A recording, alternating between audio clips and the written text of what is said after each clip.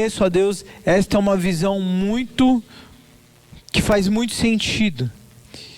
E durante toda a Bíblia nós podemos percorrer e entender que esta é uma visão que faz muito sentido, certo? Bom, o grande ponto que eu preciso começar falando para vocês aqui, para a gente poder entender aonde eu quero chegar, é sobre o milênio. Quem já ouviu falar sobre milênio? O milênio. O milênio é justamente os 1000 anos que reinaremos com Cristo, que vamos reinar junto com Jesus. A palavra fala em Apocalipse capítulo 20 a respeito desse milênio. Eu não vou ler esse texto com vocês, tá? Mas se você quiser, você pode ler quando chegar em casa. Isso pode estudar mesmo, não tem problema não. Eu não estou inventando nada aqui. Então, Apocalipse capítulo 20, se você quiser anotar para você estudar depois, pode ler esse texto aí. Ele vai falar a respeito do milênio. E o milênio, ele fala a respeito de 1000 anos que vamos reinar com Jesus. Só que nós temos 3 teses escatológicas a respeito do milênio. Há 3 estudos que falam a respeito do milênio. Existem um grupo que são pré-milenistas, um grupo pós-milenistas e um grupo amilenistas, certo? E eu vou explicar um pouco como funciona cada um deles, mas eu vou ministrar essa mensagem em cima de um deles, beleza? Que é o que eu creio que Jesus tem para nós. O amilenista, o que ele crê? Ele crê que quando Jesus chegou na terra, morreu e ressuscitou e ganhou governo sobre céus e terra, ele crê que naquele exato momento que Jesus assume governo, o seu reino, a partir daquele momento inicia um milênio espiritual. Então, só para você entender um pouco a respeito do que Apocalipse fala a respeito do milênio. O milênio é exatamente 1000 anos de governo com Cristo, onde Cristo vai reinar na sua totalidade sobre a terra, e os seus santos, que somos nós, governaremos juntos com Ele. E será 1000 anos de paz, onde Satanás, o diabo, o enganador, falsos profetas estarão aprisionados durante esse período. Então não haverá engano durante esse período. Durante 1000 anos não haverá engano. Durante 1000 anos a terra vai passar por um processo de paz. Porém o pecado ainda não foi totalmente aniquilado. O pecado vai permanecer na terra. A palavra fala que durante esses 1000 anos Satanás vai perder o poder de enganar. Porém as pessoas, elas vão prosperar. Então as coisas vão acontecer. Financeiramente as pessoas vão avançar, a paz vai instalar sobre a terra, mas o pecado vai continuar, certo? É difícil um pouco de imaginar isso, né? É difícil? É um pouco, né?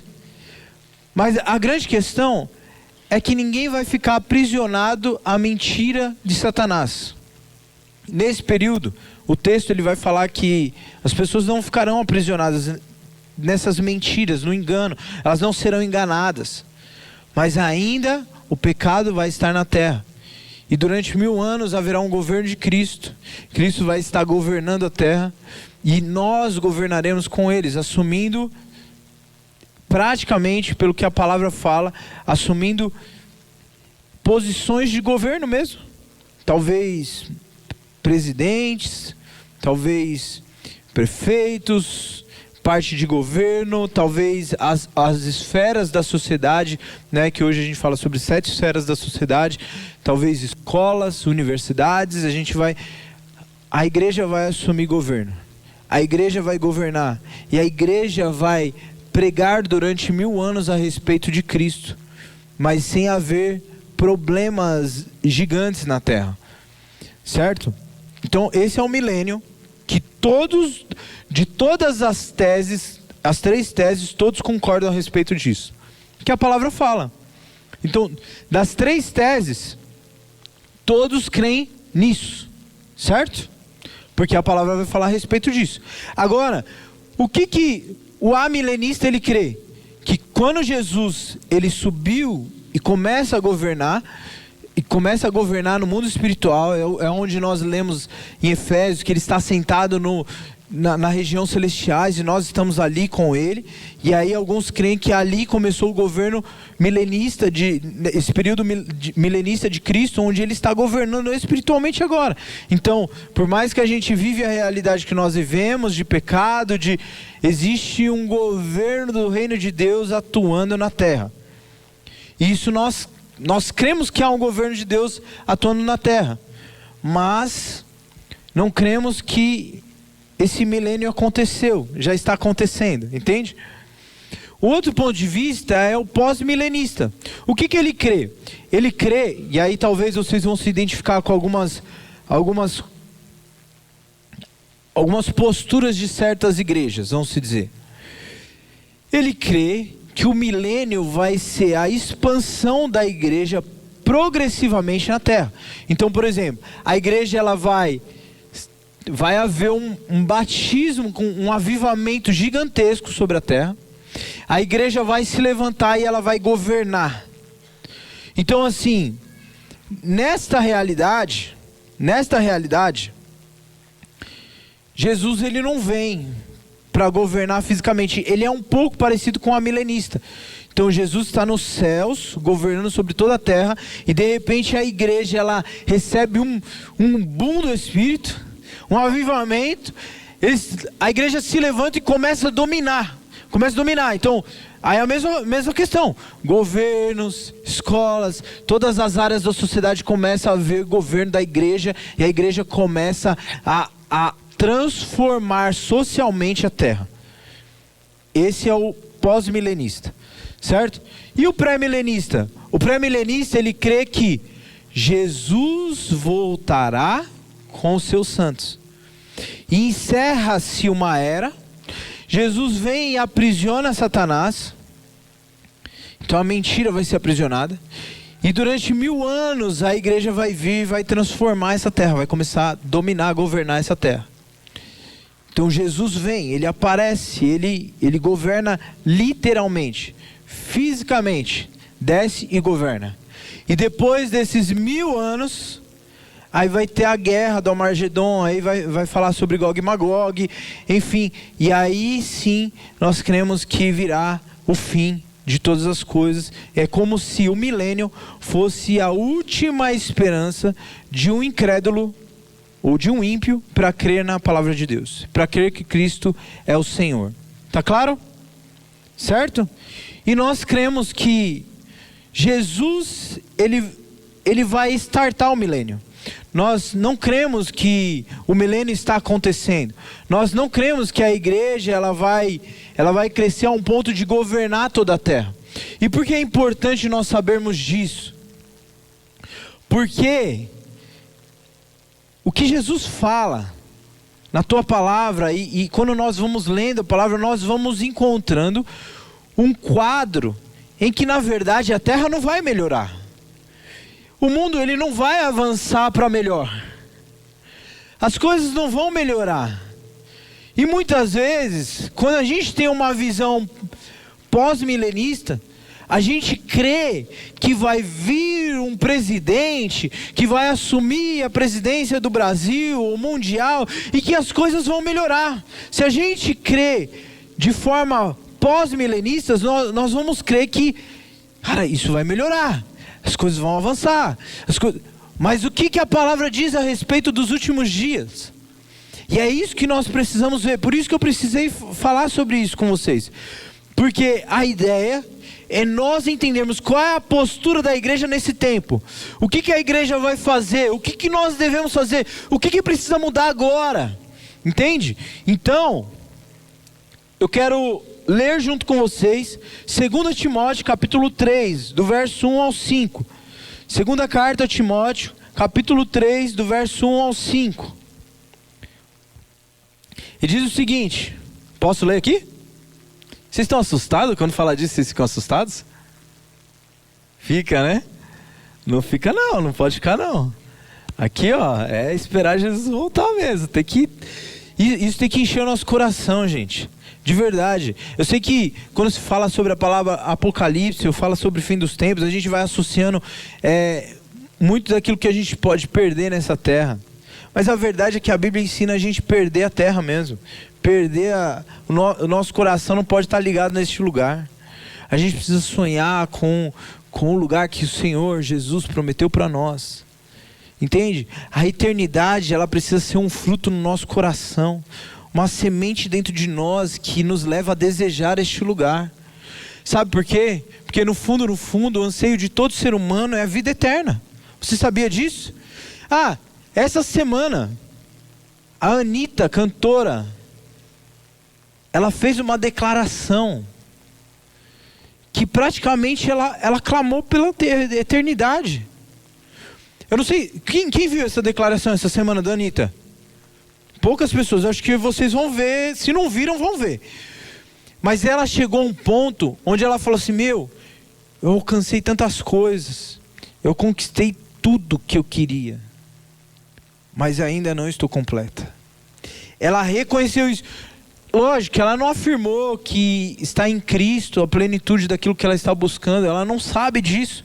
Mas praticamente a alma dela está gritando que há um anseio pela eternidade. Ela entendeu que ter toda a riqueza, alcançar os maiores títulos, alcançar os melhores lugares, os lugares de fama, o lugar de vaidade, ela alcançou os lugares talvez, gente, assim, de certa forma, humanamente pensando, a Anitta, humanamente pensando, ela foi uma mulher muito inteligente.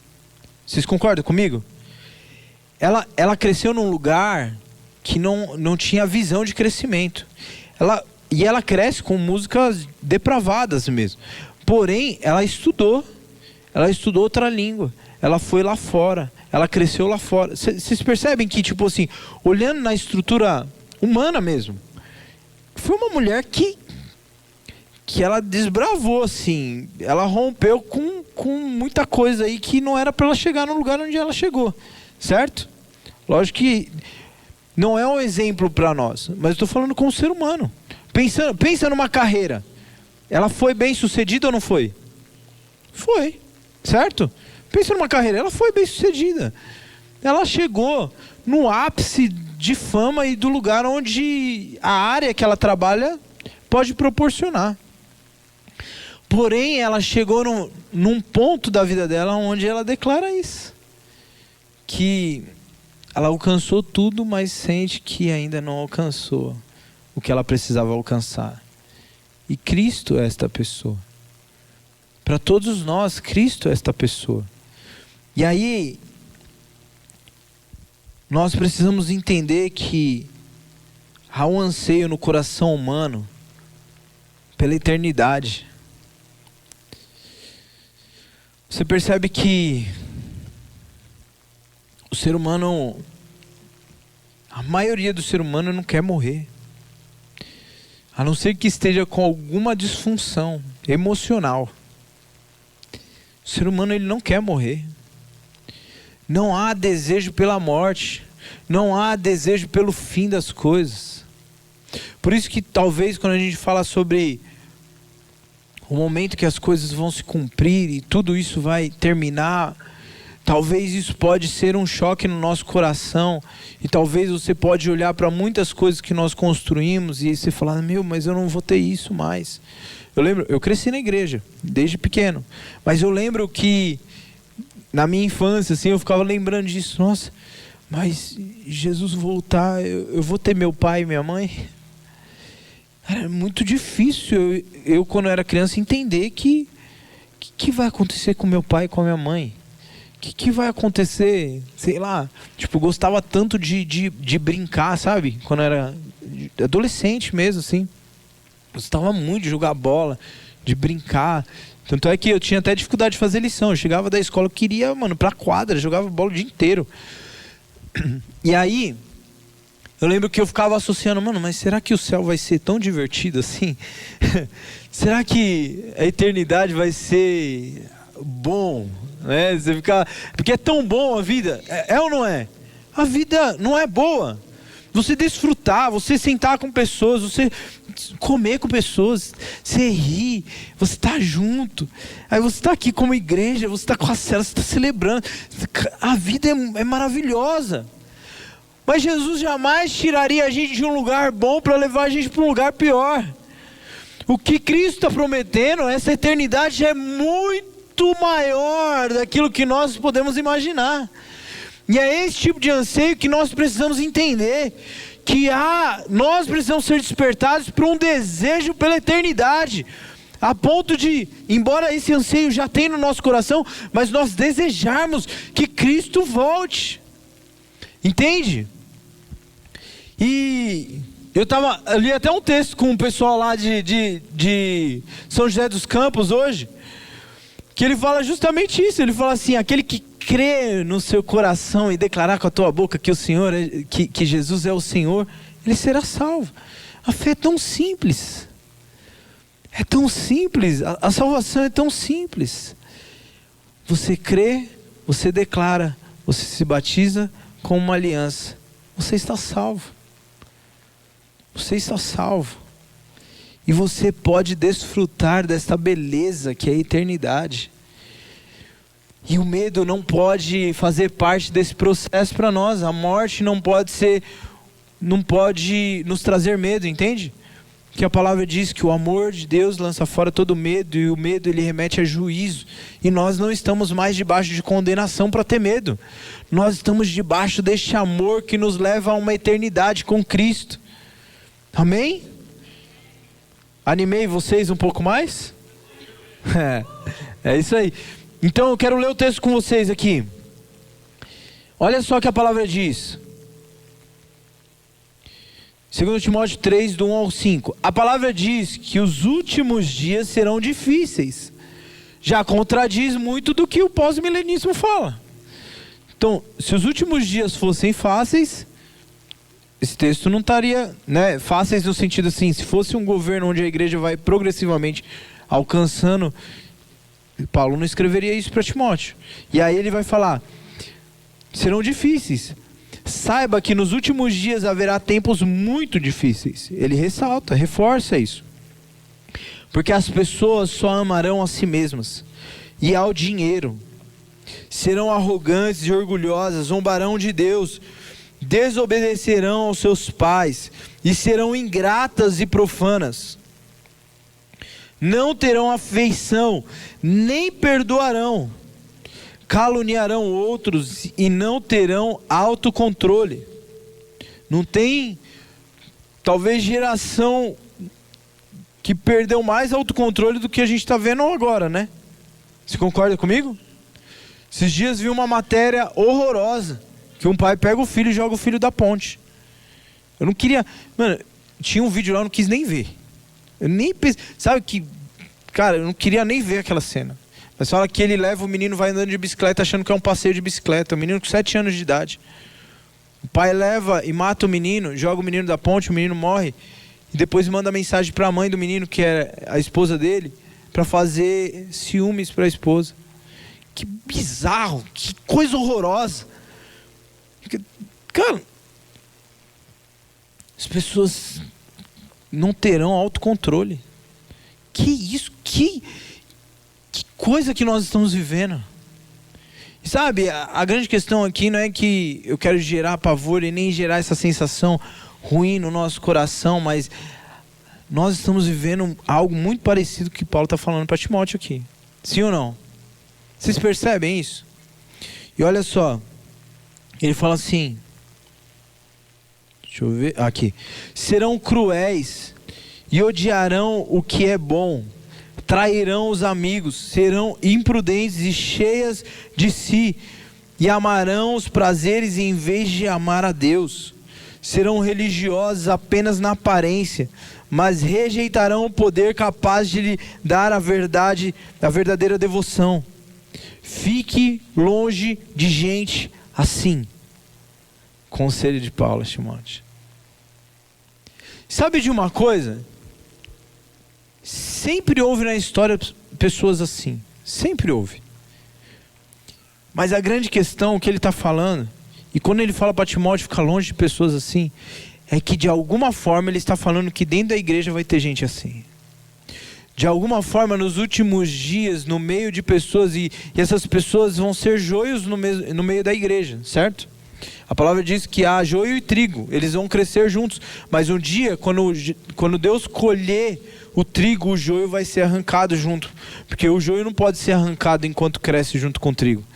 Um dia, o joio, aquilo que é falso, aquilo que não é o trigo verdadeiro, porque ele parece com trigo, um dia ele vai ser arrancado. E só nesse dia a gente vai saber quem é que, como a gente falou semana passada, sobre intenções do coração. Lembra que a gente falou?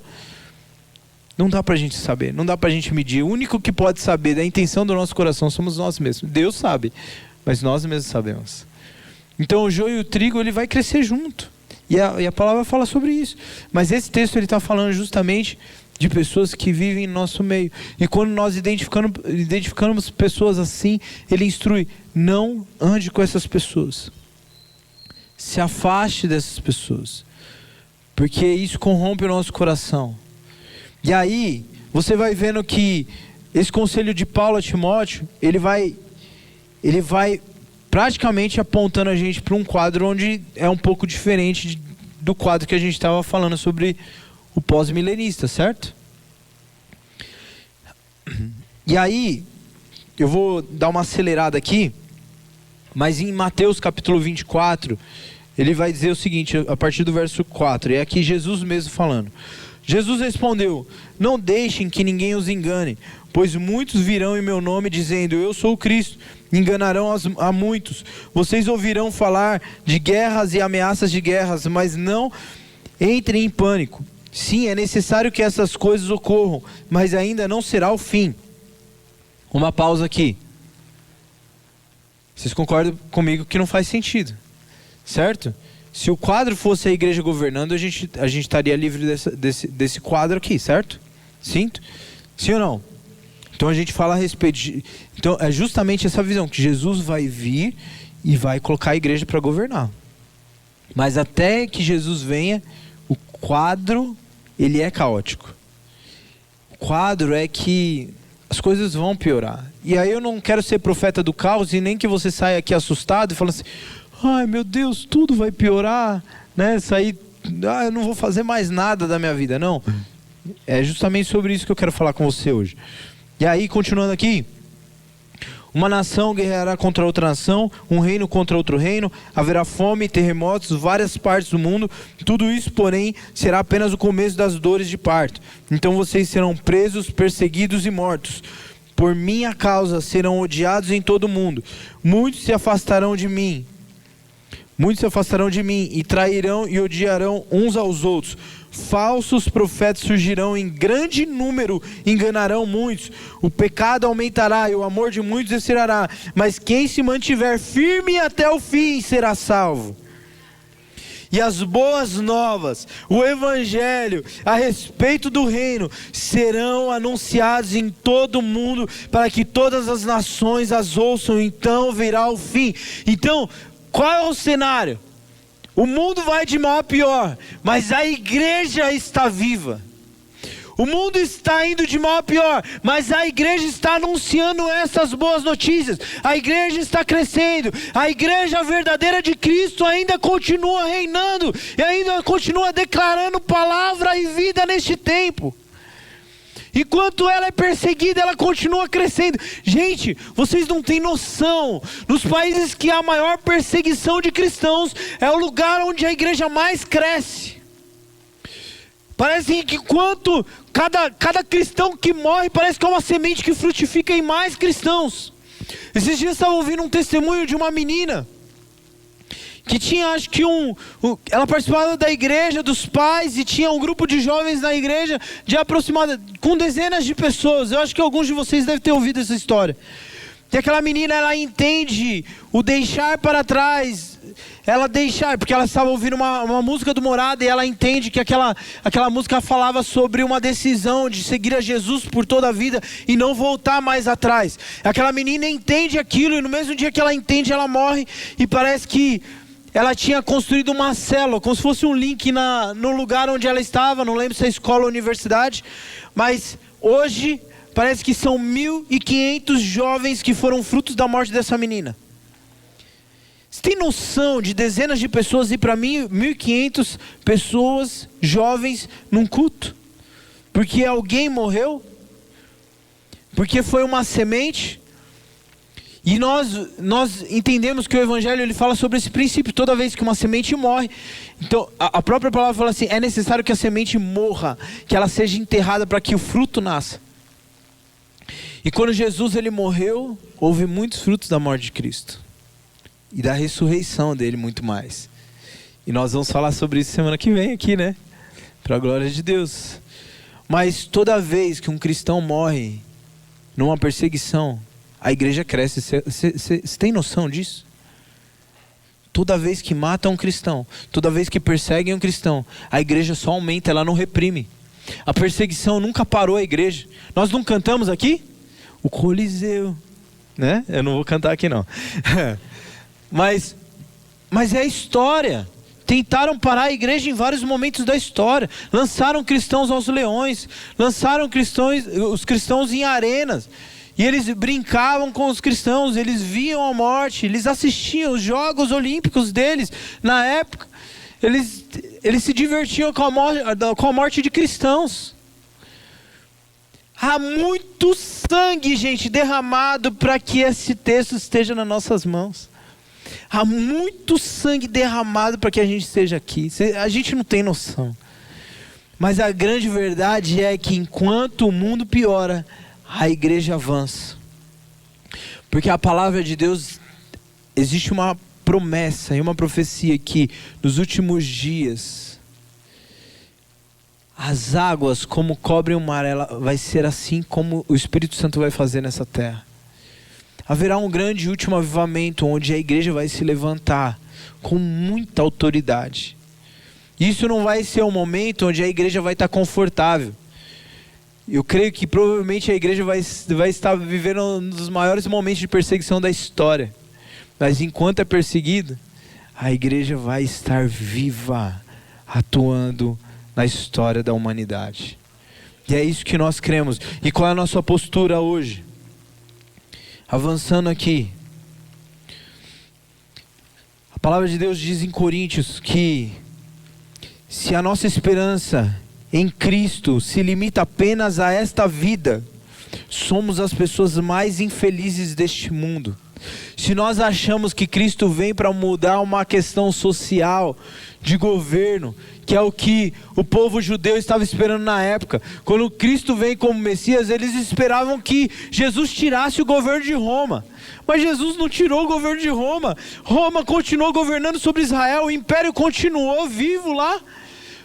Mas Jesus veio trazer um reino em que os olhos deles não estavam enxergando. E se nós aguardamos que Cristo vai vir como um rei que vai governar apenas essa terra, nós somos os mais miseráveis de todos.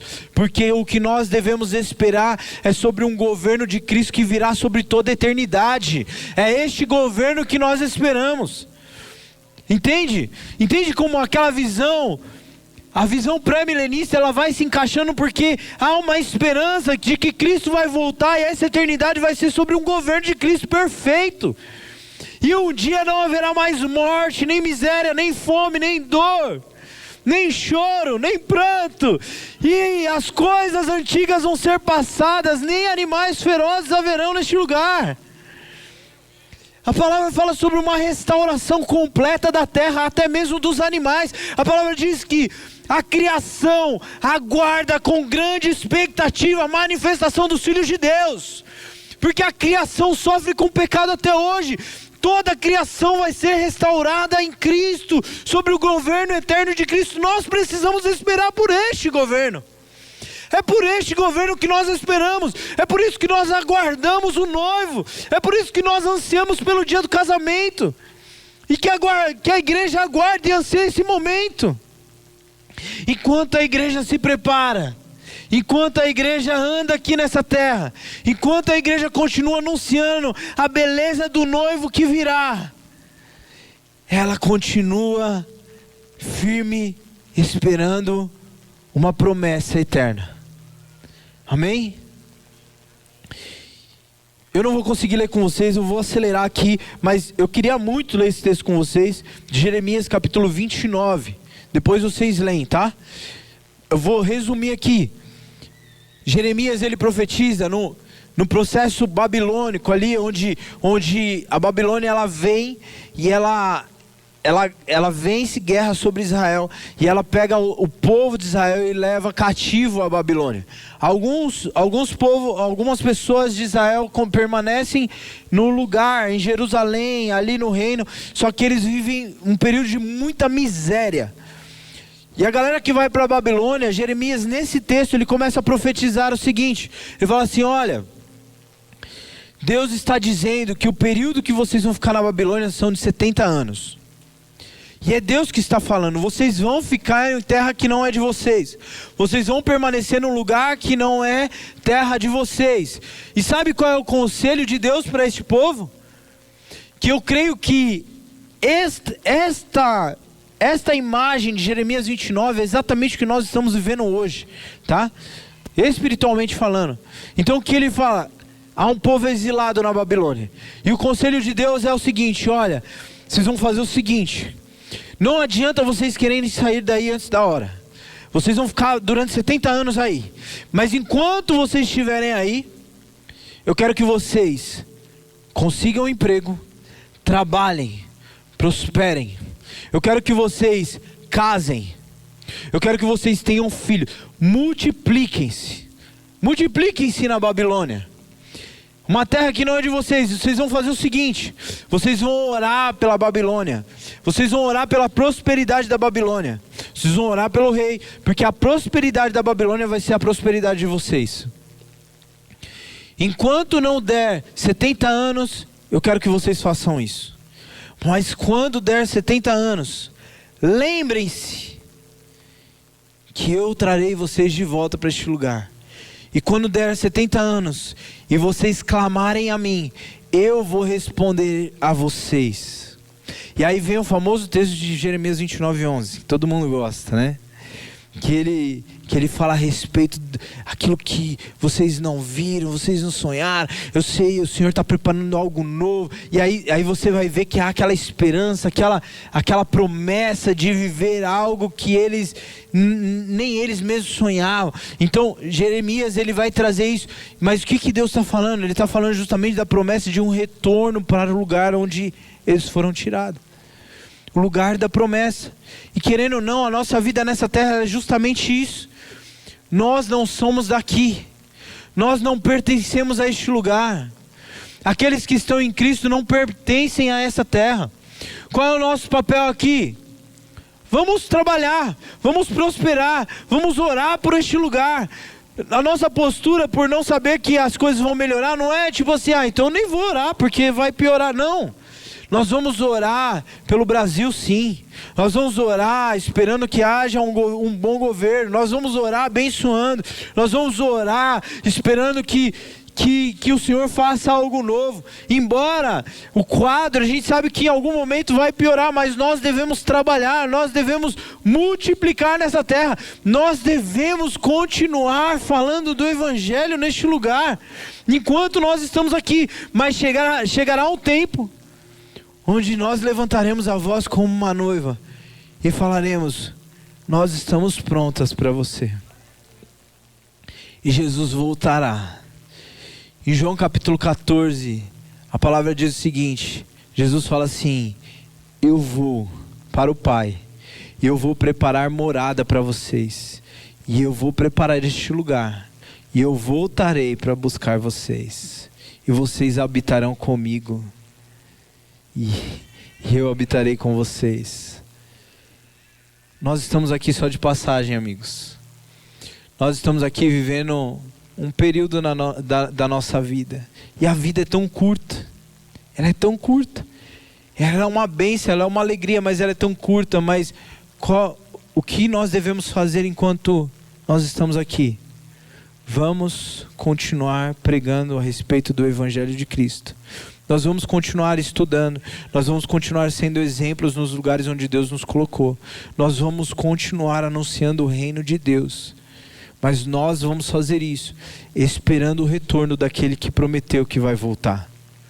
O que a gente não pode fazer é perder de vista que um dia ele vai voltar. E a gente se envolver com as coisas dessa terra. E a gente se envolver com aquilo que a terra propõe. E a gente começar a perder de vista que Jesus vai voltar e tem algo novo para nós. E a gente começar a sonhar com carro, com casa, e sonhar e ficar perdido nessas coisas, entende? Eu não estou falando que a gente não pode... Vocês estão entendendo o que eu estou falando, né? Não estou falando que a gente não pode sonhar com isso. Só que isso não pode roubar o nosso coração. A gente precisa saber que todas essas coisas um dia ficarão aqui. Todas essas coisas vão passar. Mas aquele que é a palavra eterna, ele permanecerá para sempre e levará a gente com ele por toda uma eternidade. E é isso que Deus deseja, que nós venhamos viver nessa terra, sob essa perspectiva. Que há um reino que está por vir e que nós vamos governar com Cristo para todo sempre. Você pode ficar de pé junto comigo?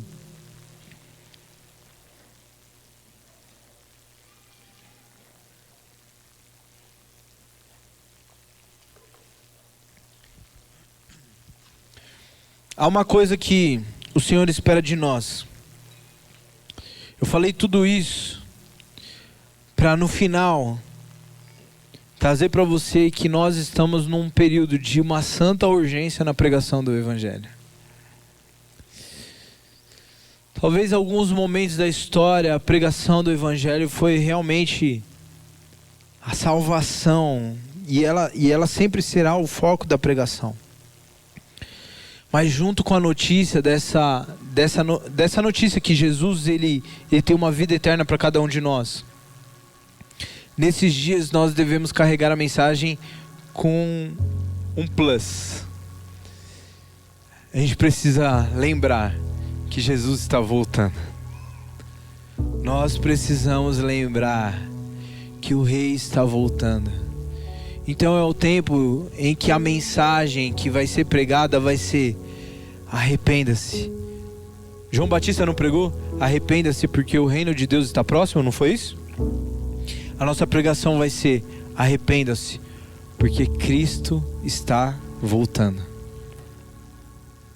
O reino já está entre nós. Jesus já estabeleceu isso. Mas a pregação dos últimos dias vai ser: arrependam-se porque Jesus está voltando. É necessário que haja mudança de vida. É necessário que haja mudança de mentalidade. É necessário que nós venhamos deixar as coisas para trás, nos desapegar das coisas que nós talvez nos apegamos nessa terra. Em vários momentos da Bíblia, se você for ler, os discípulos acreditavam, os apóstolos ali, Paulo, Pedro, você vai ver nas cartas, eles tinham a plena convicção que Jesus voltaria naquele século. Eles tinham a plena convicção, a ponto de uma das ações mais profundas do batismo no Espírito Santo, em Atos capítulo 2, foi gerar algo tão profundo, que eles se desprenderam de tudo aquilo que era material. Se você ler Atos capítulo 2, 3 e 4 ali na sequência, você vai ver que eles davam terrenos, eles não guardaram herança para os filhos. Aquela geração não deixou herança para os filhos materiais. Eles chegaram a dar terrenos para alimentar os famintos. Eles chegaram a doar nas mãos dos apóstolos aquilo que eles tinham. A palavra vai dizer que tudo que eles tinham, eles viviam como se fosse em comum de cada um. Aquilo que é meu é seu, aquilo que é seu é meu. E eles viveram isso porque eles tinham a plena convicção que aquele século não passaria antes que Jesus voltasse. Eles se desprenderam das coisas. Uma das coisas que foi o mover do Espírito naquele tempo foi que houve um desprendimento de tudo aquilo que era material. As pessoas se desprenderam de toda a vaidade humana, porque criam que Cristo estava voltando naquele tempo. Mas aqui estamos 2000 anos depois, E nós estamos muito mais perto do que aquele momento. Mas pelos sinais que a Bíblia apresenta, nós estamos muito perto do dia que Jesus voltará. Então, o meu convite para você nessa noite: desprenda o seu coração das coisas materiais. Desprenda das coisas que prende você nessa terra, que faz você sonhar a ponto de esquecer o céu, que faz você sonhar a ponto de esquecer a eternidade com Cristo. Desprenda dessas coisas. Não é que você não pode conquistar, não é que você não pode prosperar, não é que você não vai multiplicar, mas desprenda o teu coração nessa noite. Jesus está voltando. O Senhor está levantando uma geração de João Batista que vai pregar mais uma vez arrependimento nesses últimos dias. Mais uma vez uma geração que vai confrontar governos e poderes pelo poder da palavra de Deus. E não vai negociar com o pecado. E não vai negociar com o ser humano propriamente dito. Vai pregar a palavra que tem que ser pregada. Eu quero ler um texto para finalizar aqui em Filipenses.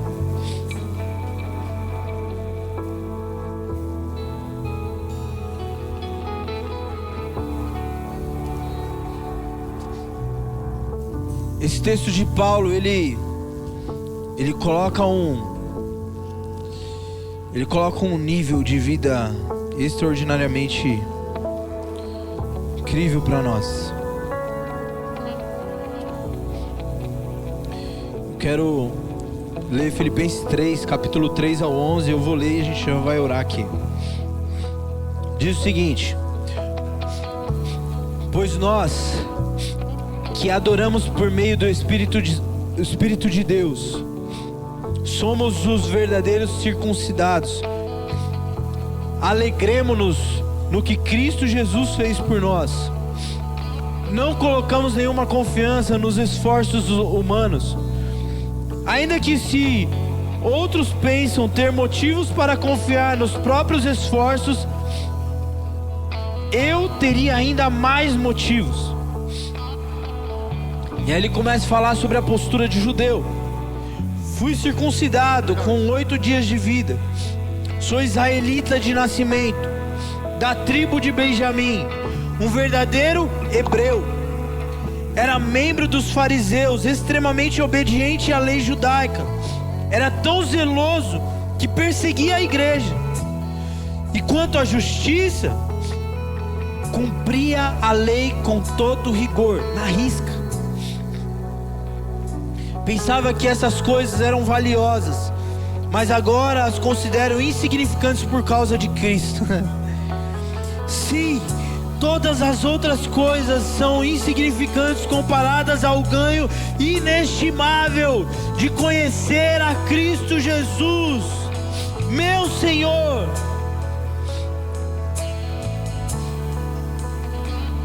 Por causa dele deixei de lado todas as coisas e as considero menos que lixo, a fim de poder ganhar a Cristo e nele ser encontrado. Não conto mais com a minha própria justiça, nem vem da obediência à lei, mas sim com a justiça que vem pela fé em Cristo, pois é com base na fé que Deus nos declara justos. Quero conhecer a Cristo e experimentar o grande poder que o ressuscitou dos mortos, para que de alguma forma alcançar a ressurreição dos mortos. O que Paulo está falando aqui é que ele está se desprendendo da vida. Sabe o que Paulo chegou na conclusão da sua vida? Que viver é Cristo e morrer é lucro. Morrer é lucro. Mas viver é Cristo. Se é para viver uma vida, que seja por Ele e deixar tudo para trás por Ele. Eu quero viver sob o poder da Tua ressurreição. Nós precisamos, irmãos, ser despertados nesses dias para uma santa urgência na pregação do Evangelho. Nós precisamos ser despertados nesses dias. E sabe, Antes de nós clamarmos juntos aqui, eu não posso terminar esse culto antes de oferecer a oportunidade de alguém confessar Jesus Cristo como seu Salvador, de crer em seu coração que Cristo é o Senhor e declarar com a tua boca que Ele é Senhor da sua vida. Então eu quero orar por você. Se você tem vivido uma vida longe de Jesus, talvez você nunca fez essa oração, ou talvez você estava longe de Cristo e você sente que Jesus está te chamando para uma nova vida. Você sente que Jesus despertou um anseio da eternidade hoje no seu coração, que não existia. Parece que houve um despertamento dentro de você. E se você deseja hoje confessar com a tua boca que Ele é Senhor, porque você creu no seu coração que Ele é o único que pode te levar a este lugar, levante a sua mão. Se você quer confessar Jesus hoje, glória a Deus, muitas mãos levantadas. Eu peço que alguns líderes estejam abraçando eles ali. Pode ficar com a mão bem alta levantada. Você que deseja confessar Cristo nessa noite, todos eles, abracem todos eles. Se você não recebeu um abraço, permaneça com a mão levantada. Se alguém não foi até você, fique com a mão levantada. Em nome de Jesus nós vamos declarar agora. Amigos, eu não sei se vocês entendem, nós falamos sempre sobre isso, mas a palavra diz que quando o pecador se arrepende, há festa nos céus. Você tem noção como os céus estão neste exato momento de decisão nessa noite? Nós estamos falando sobre uma mudança de mentalidade, nós estamos falando sobre uma mudança de rota. A alegria nos céus, amém? Estendam as suas mãos, vamos declarar sobre a vida deles. Senhor, em nome de Jesus, aqui estão os teus filhos que creram no seu coração nessa noite, que o Senhor é o único Senhor, o único caminho que pode levar a Deus, que pode trazer o anseio, suprir o anseio pela eternidade. Senhor, eles entenderam que a esperança deles não está nessa terra, está numa promessa que o Senhor fez, que um dia voltará, que o Senhor arrebate o coração deles nessa noite. Nós declaramos agora que haja salvação poderosa, que os pecados deles sejam perdoados e que eles possam viver a novidade de vida, que eles sejam nessa noite considerados família de Deus. Recebam o Espírito Santo de Deus, que testifica o Espírito deles, que eles são filhos, eles fazem a partir de hoje parte da família de Deus. Família de Deus, em o nome de Jesus. Eu quero que você que levantou a mão, declare comigo bem forte: Senhor Jesus, eu confesso nessa noite que o Senhor é meu único Salvador. Eu selo uma aliança contigo nessa noite, em nome de Jesus, amém. Vamos celebrar Mag Guarulhos, aleluia.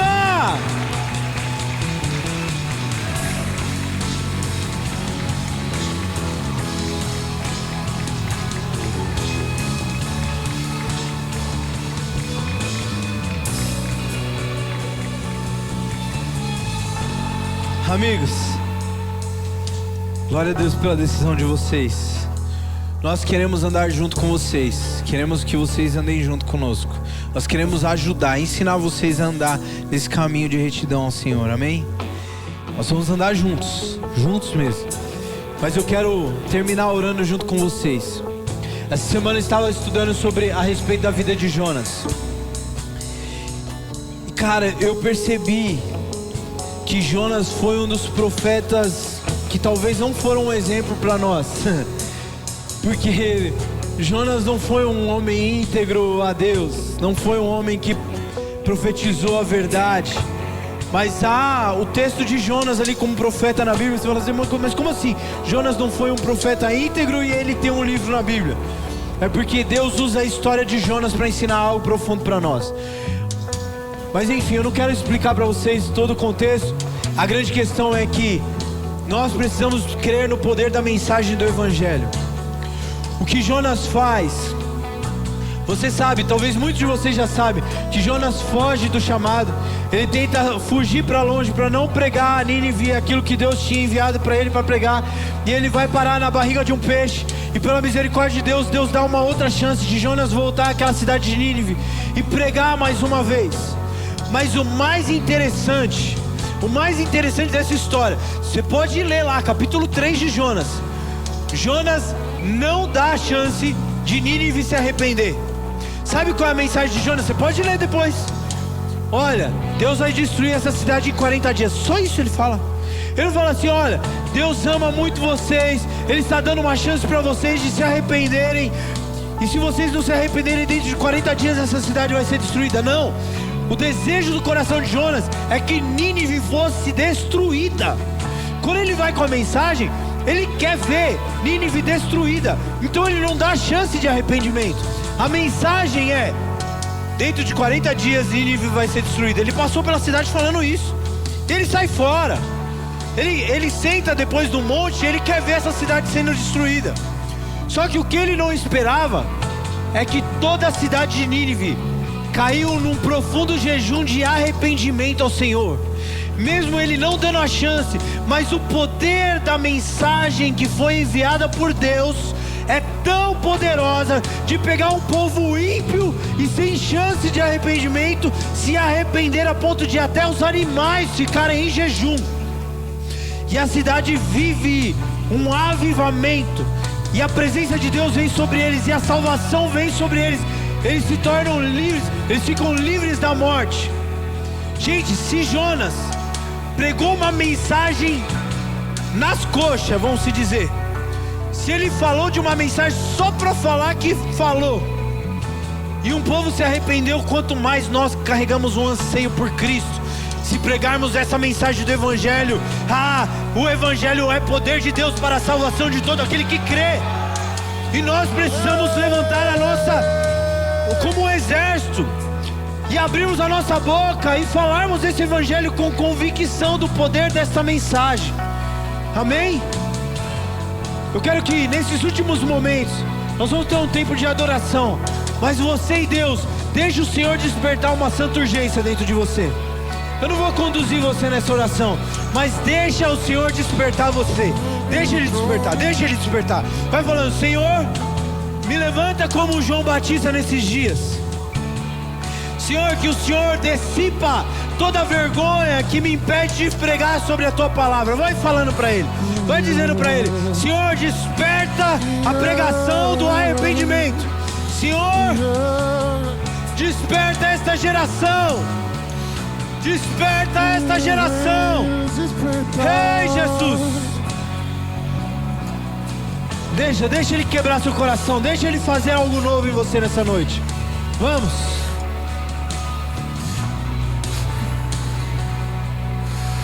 Sobre o trono de justiça, eternamente haverá um rei. Ele voltará para governar as nações em amor, que ruja o leão e que a terra estremeça diante da majestade de Jesus. Ao leão e que a terra estremeça diante da majestade de Jesus.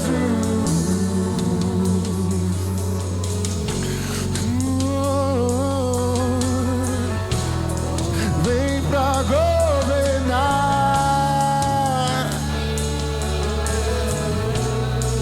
sobre